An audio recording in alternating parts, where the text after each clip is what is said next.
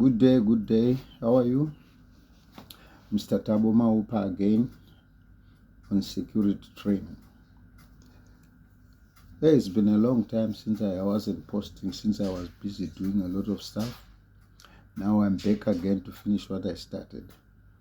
Since you know that I ended doing Grade C, Module 1, Legal Aspects 2, and Grade C, Module 2, Protection of Information. So now I'm going to start with Module 3, Grade C, which is titled Role in Emergency. This module was designed so as to give the student an idea of what an emergency is and what needs to be done in case of emergency, as well as the role that you play in the various types of emergencies that are likely to arise, either you're on duty or even generally. Right. To begin with, I just want to give you the definition of an emergency. An emergency can be defined as any situation which can be dangerous or detrimental to people and property, and it needs urgent attention now. That's why it is called an emergency. Let me give you examples of the 7 most common types of emergencies that are there. Number 1, we've got bombs and bomb threats. 2, we've got fire. 3, we've got natural disasters. 4, we've got strikes, or we call them labor or civil unrest, right? And then 5, we've got hostage situations. 6, we have things like sabotage. 7, we've got terrorist attacks. 8, we've got sabotage. Those are the most common types of emergencies that we are likely to meet in our daily lives. So the aim of this module is so that the student can understand the seriousness of an emergency and how it must be dealt with. Contingency plans that need to be there in order to counter the threat of an emergency. Right. So that is the aim of this module. The objective of the module now is to ensure that the student can be able to define what is an emergency and to know what is expected of him in case an emergency arises, as well as to be able to distinguish between partial evacuation and the general evacuation, right?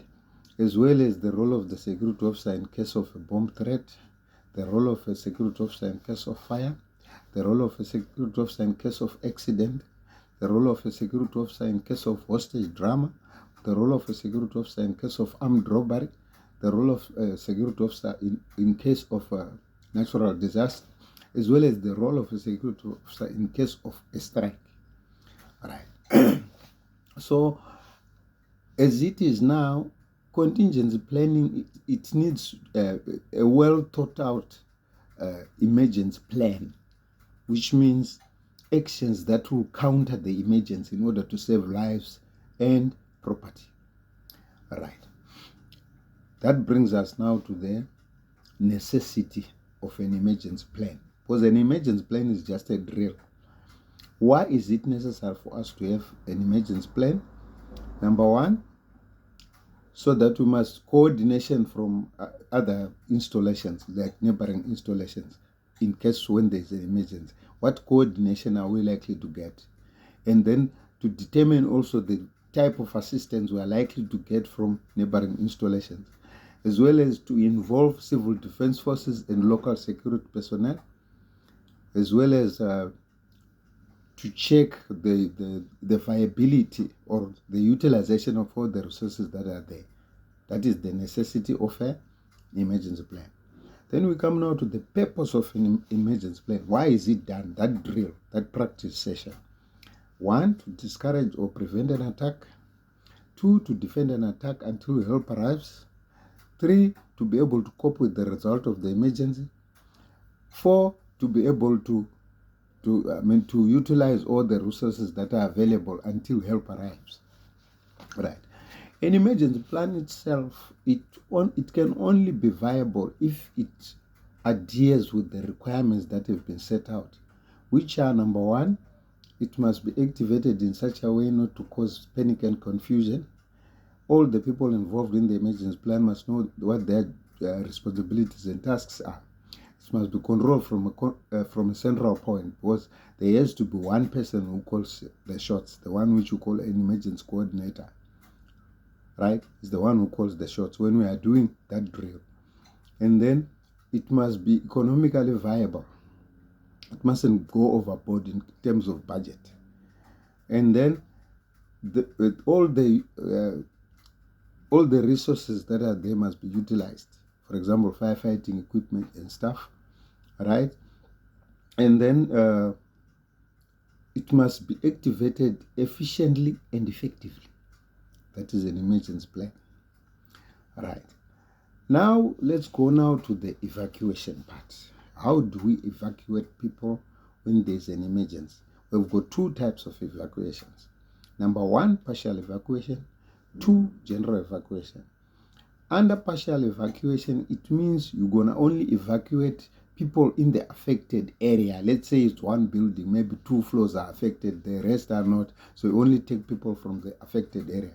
That one has got advantages because there is no rush to evacuate. People can pick up their personal belongings like lunch boxes and stuff. And also they can assist in searching if it's in the case of a bomb threat. Such maybe they can also assist to go and locate or identify the bomb. Right, so those are the advantages of partial evacuation. The difficult one is the second one, which is called general evacuation, where they say everybody out. That's where the chaos is. It's very difficult to take such a decision because people are gonna rush at the same time. If you fall down, it's gonna be a stampede. So it's very, very dangerous. That's why they say in a general evacuation, risks of injuries are very high. As compared to partial, the risk of injuries is very low because people, they're just gonna go out at ease. You understand? So risk of injuries is very high in a general evacuation because everybody is rushing to evacuate. And you'll find out there's a small door and people cannot fit in. Some are tramping on top of the others. People even die in evacuations like that, right? And then production can stop. So it's got a very big financial effect, which can leave the company with nothing or damaged financially, right? And there is no chance for the staff. They are already not there, so they cannot assist in searching if maybe it's in the case of a device. Those are the problems that are there. So the two types of evacuations that we have: number one,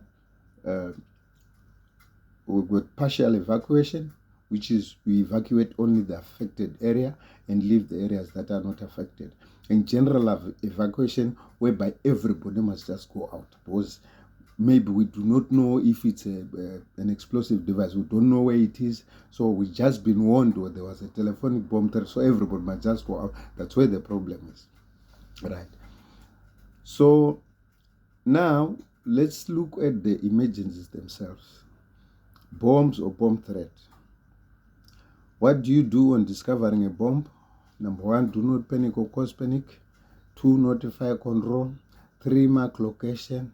4, do not touch the device. 5, do not use your radio within 50 meters proximity. And then safeguard the area. Make sure nobody goes there. And then we've got immediate action drill after explosion, after already the bomb has exploded. Number one, do not panic or cause panic again. Notify control. And then try to assist the injured, assist with evacuation. And now you can use your radio within 50 meters because it has already exploded. And then you have to secure the area. Those are the immediate action drills. But if it's in the case of a telephonic bomb threat, what you do is you keep the caller talking for as long as possible. Why? Because you'll be organizing with some of your officers to try and call the police, the bomb squad, so that they can also come through, as well as to try and find the exact location of the caller so that we can make communication and get him arrested while he's still on the call.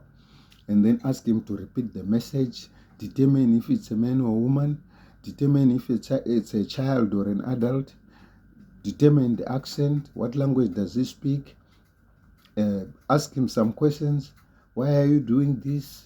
Where are you calling from?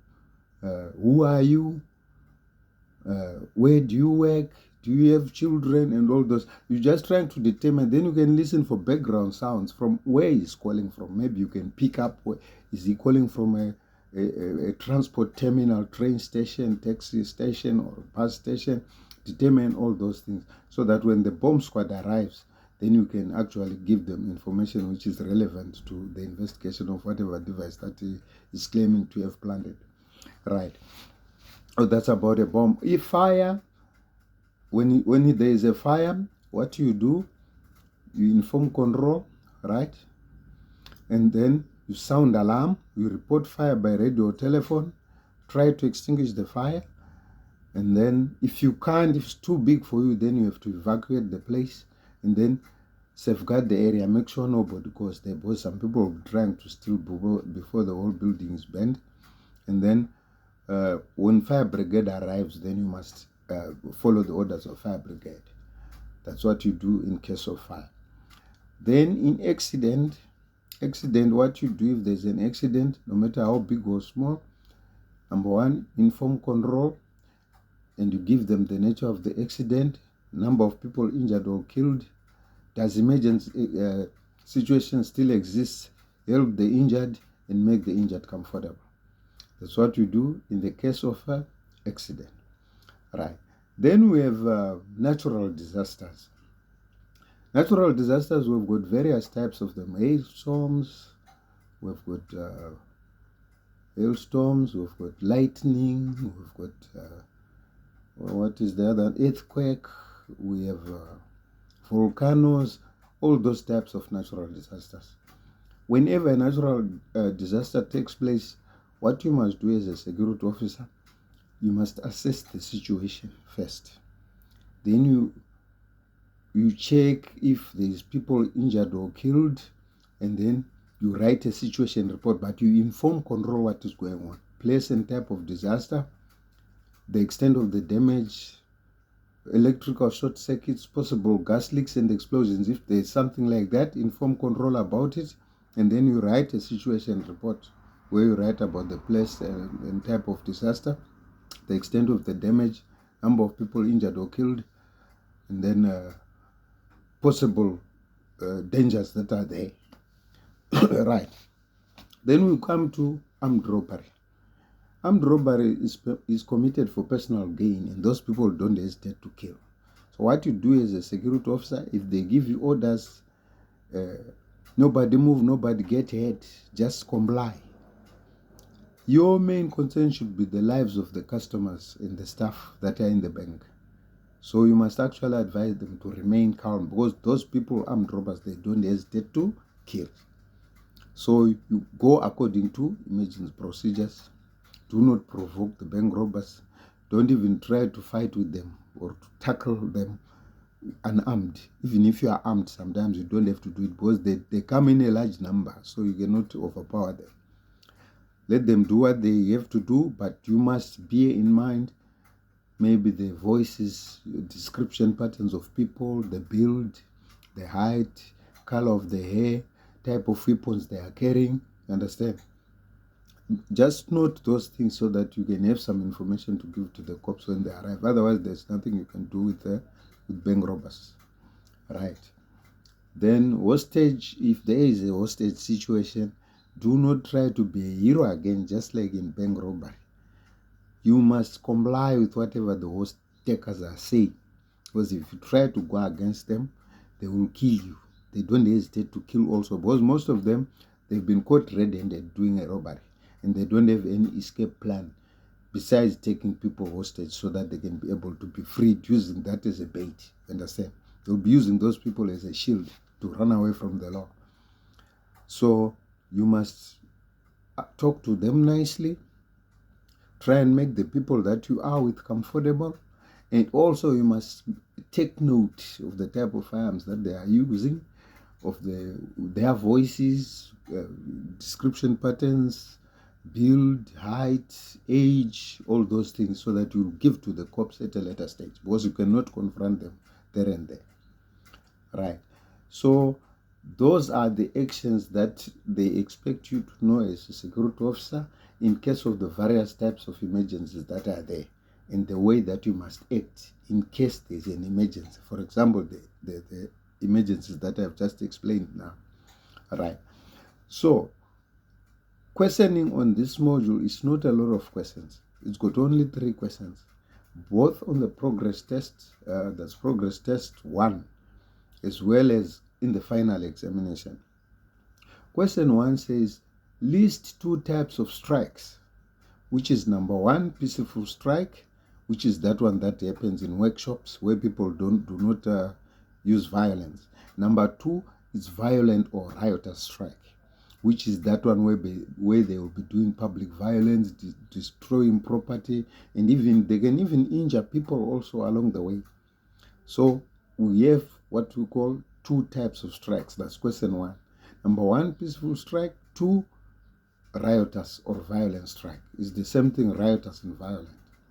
Right. Question 2 says, list 2 types of natural disasters. We've got volcano, we've got earthquake, hailstorms, lightning to choose from. So you choose only 2 there. Then question 3 says, list 6 immediate action drills in case of accident. All right. Then in case of accident, what do the security do? Inform control, right? Give them the nature of the accident. Is it a road accident or machinery in the company? And then number of people injured or killed. Then does emergency situation still exist? You must explain to control that. Then you start helping the injured and then make the injured comfortable. That is all for today. Rolling emergency is not quite a big module. It will extend when we go to grade B. That's when it will be a bigger module. Otherwise, for today, that is all about rolling emergency. And I've given you what to expect in the tests. So tomorrow I'm going to do now module 4, which is called bombs and bomb threats. And then we continue until we finish grade B. Grade B. Thank you. Thank you very much. Enjoy your day. Thank you for your support. I am seeing the numbers are going up. Have a wonderful afternoon.